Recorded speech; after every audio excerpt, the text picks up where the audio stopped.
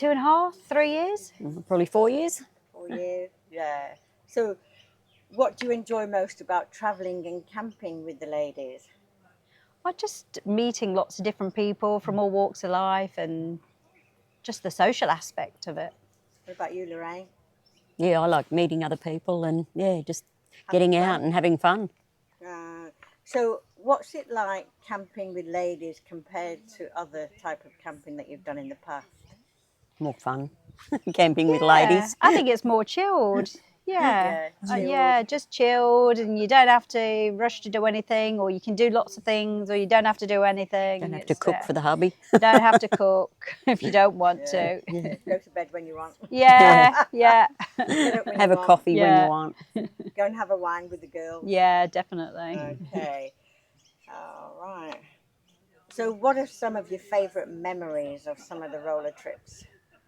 Oh gosh, there's so many. Well, I love doing the line dancing. I've never done that before, and just the new experiences. You know, you go to some camps and there's lots of things laid on, but other camps are smaller camps, and you're meeting lots of people, and they're telling you about their life experiences. So it's either like organised stuff and stuff I haven't done before, or just hearing everybody's life stories. Really, it's fascinating. Okay. And what vehicle are you camping in? How did you start off camping? A tent. In a tent. Yeah. In before the rollers or with the rollers? With the rollers. Oh, right. Well, we have already got a motorhome, and it's a big motorhome, so I'm in that. Okay. Yeah. And what about you? Started off in a tent and then went into a camper trailer.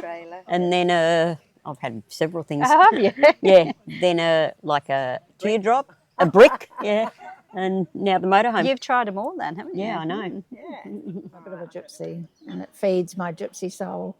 You need a T-shirt for that. What about you, Bob? I've only just done one long trip, and it was just an amazing experience. It was my first tag-along trip, and Where did you go? the Snowy Mountains, Oh, lovely. and down, and then I went off on my own afterwards, carried on for a month away. But just been, like Karen says, in the nature and seeing everything different and the Exploring colours and little exploring. towns. It's just fabulous. amazing. And being somewhere where I've never been before and never thought I'd get there was just great. Okay. Any more to say?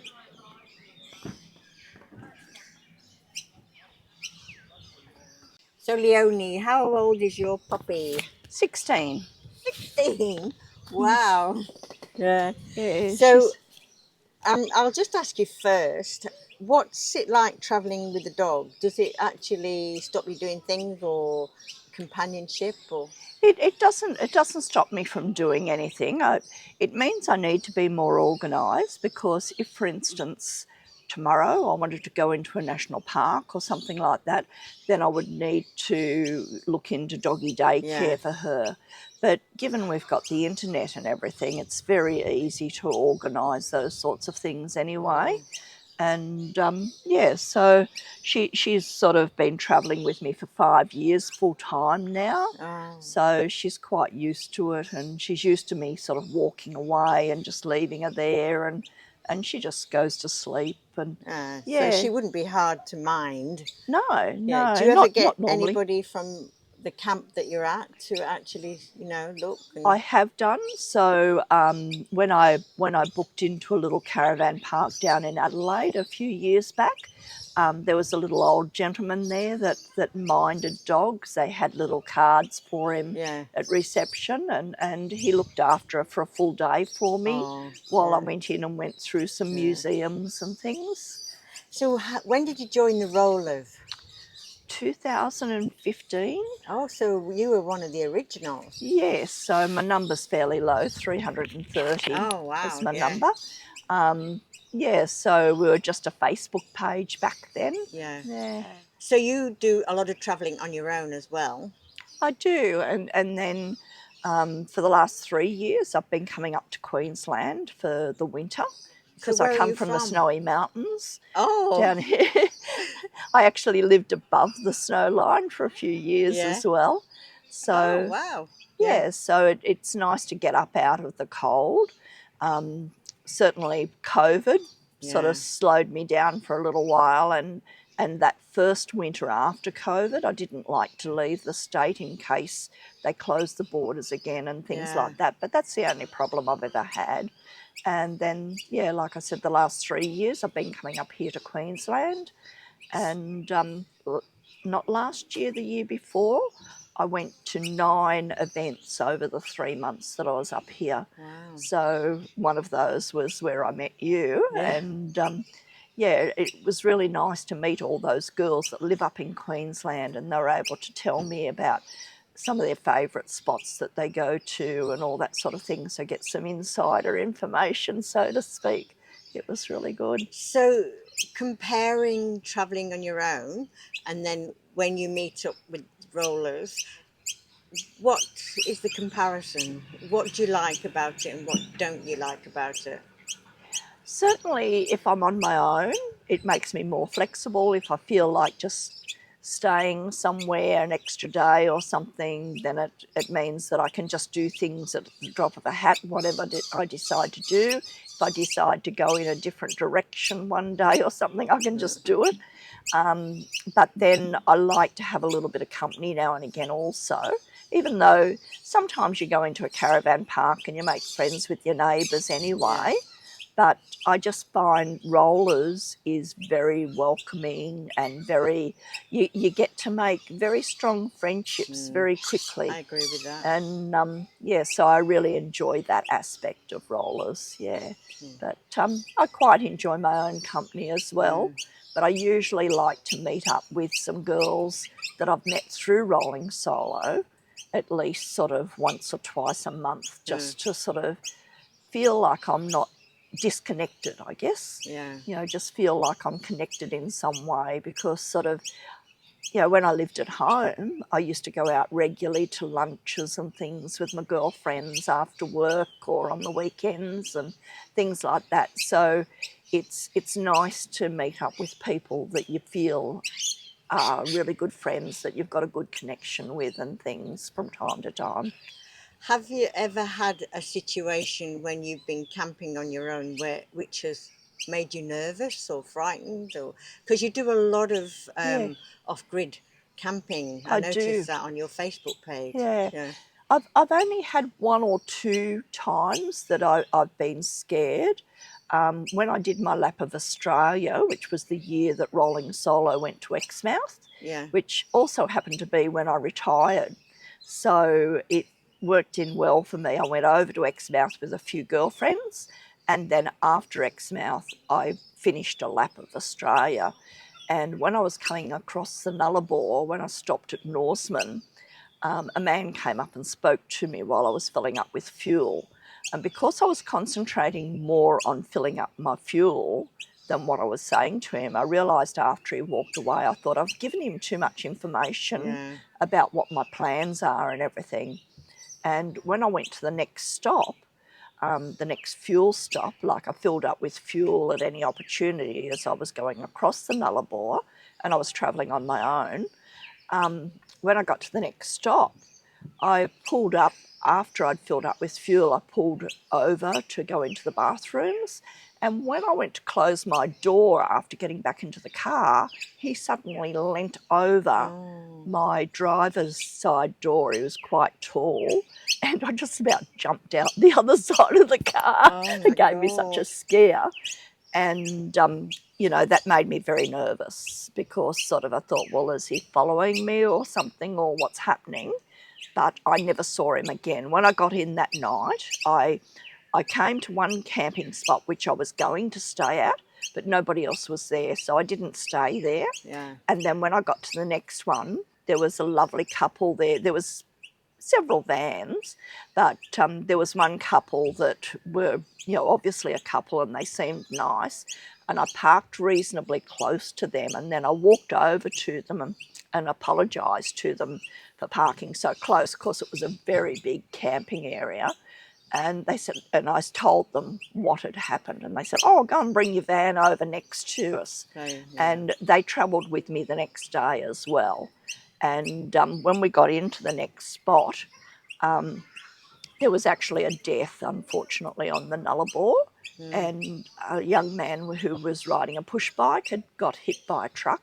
Oh, And we ended God. up having to stay at that next camp spot for a couple of nights while they were doing all the forensics and everything. Oh.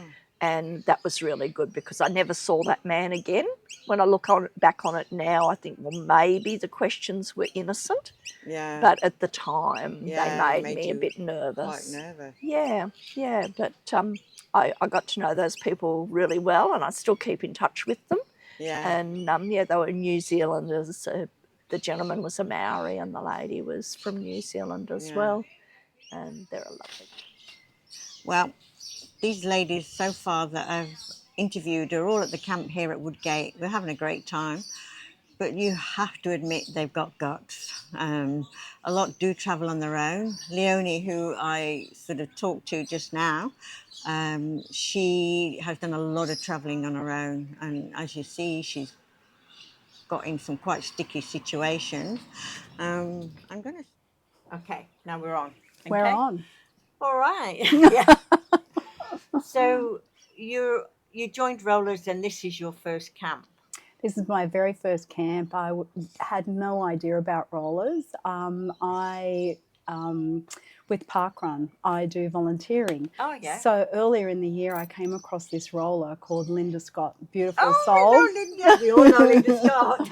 And anyway, she introduced me to rollers and told me so much information about it, and that you guys were going out to Birdsville, and that there's a whole variety of ages of people. And I went, I haven't got anything that I don't know what I'm camping. And she went, but that's okay, you come along, that there's people in vans, tents, swags, or all sorts of things, cars. And I thought, wow, this sounds like me. I'm just at a space in my life. Unfortunately, my husband passed 12 months ago. So, my world's a bit flipped upside down. Yeah. And so just trying to think, where I want to be, where I want to go. I had a wonderful experience earlier in the year. I went camping out at Uluru with the Indigenous elders, which was just really inspiring and healing for me as well. Yeah. And camping in a swag under the stars was just incredible. So I thought, I want to continue this. And I'm at that space, I guess, where I'm ready to run away. And so I thought, how wonderful, because you want to be in the safety. And it's nice knowing that you can contact people and go, hey, is there any other rollers around? And I love that. And the thing about this weekend, I can't believe how friendly everybody is. The advice, like going around and checking out everyone's abodes, is just beautiful as I'm stalking them. And oh no, people don't think that at all. Yeah. But it's great, all the different ideas. And as everyone said, you're not going to find the perfect thing, but you'll find things that you do want and you don't want. And that's really appealing to me as well. Yeah. Mm. Okay. So did you join months ago or? No, recently. From when Linda had told me, I was sort of stalking a little bit in the background. And then I thought, okay, Marianne, you have to make a decision. Come on, let's bite the bullet. What have you got to lose? Come on, you've got to step out of your comfort zone. So I've only joined a couple of weeks ago. And I saw that there was this event at Woodgate and I went, yep, let's just do it. So, I jumped in and I'm so grateful I did. There's some beautiful, beautiful people here. Yeah. Everyone is so friendly, and hearing about all the travelling stories is just really inspiring. That, I can't. Some very brave women amongst them.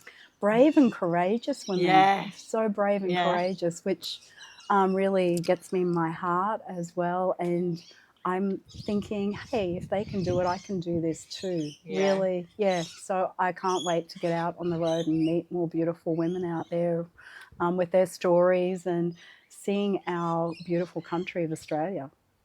So what do you think is different with a group of ladies camping together? And this is quite a big group. There's about 50 odd ladies, but we also get camps where there might be only 5 that are there, and it's just as good in a different way.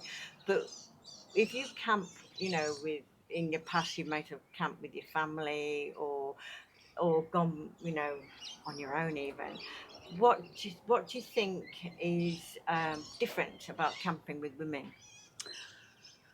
For me, I guess it's that security that I haven't got to worry about someone being a bit weird. Being a woman, like, you know, it's recently lost her husband, my partner, my rock. It's nice to know that there's other women out there that, you know, can share some stories, like tell me about things to be safe about. It's the comforter, I guess, of knowing that you're with other women and you haven't got to worry about anything else that may happen, I guess. I don't know how to put that into words. Yeah. What I found with camping with women is that we're all like-minded, Yes. and we're all there to support and help each other. Mm. And they're a different type of woman, if you know what I mean. Because you get women who are happy just staying home, doing nothing, but that's not the general woman that you have here. You know, they're all looking for adventure and friendship And I guess that's a big part too, is the friendship, yeah. the connections you're making with people, as well as those adventures. You know, like as I mentioned before, stepping out of your comfort zone and giving it a go. Like, I don't want to leave this earth and get to the pearly gates and go like, you know, I should have lived my life. Whereas that's one thing my husband has taught me. Yeah. Here one moment, gone the next. Yeah. So like you've got to live your life and get out there and have some fun. And you hear that a lot, don't you? Yeah, definitely. Okay. All right. Mm. Thank you. Thank That's you. brilliant. Looking forward to. Good morning. Got my coffee. I've been up since quite early, which is normal for me. I just thought, you've heard the other ladies talk, and I thought I would give my perspective as to why I joined the rollers. How I found out about it, I honestly can't remember, and I've been a roller now for 5 years. What was the catalyst to doing this? Well, I retired, or semi-retired, and then retired. The last probably 12 years of our working life, my husband and I have travelled, working and travelled, and I've never really we have made friends, but they're all temporary and transient. And then when I retired, I sort of spent the first few weeks busy doing stuff. I had started a hobby of photography just prior to retiring, and I still got that hobby and I love it. I just love it. But there was something missing, female friends.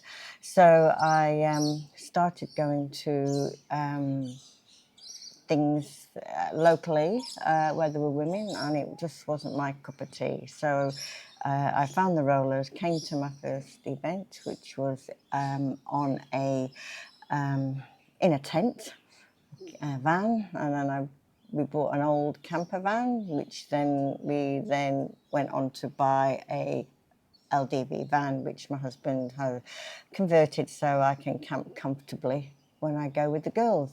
What do I like going with the girls?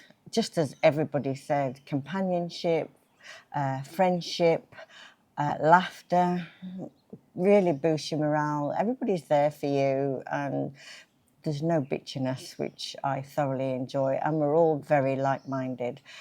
I've noticed recently that there's a lot of people dying around my age, younger, older, and there's been a couple of rollers who've sadly passed away, and it really made me think that it was lovely that rollers turned up at these funerals of these ladies, and that's what I want, someone to come to my funeral. But that's not the only reason.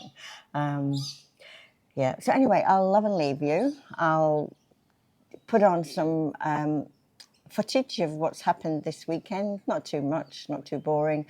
And I'm off to England, so in a few days' time, actually, so that's why I'm leaving early. So watch the vlog, thumbs up, and see you at the next time.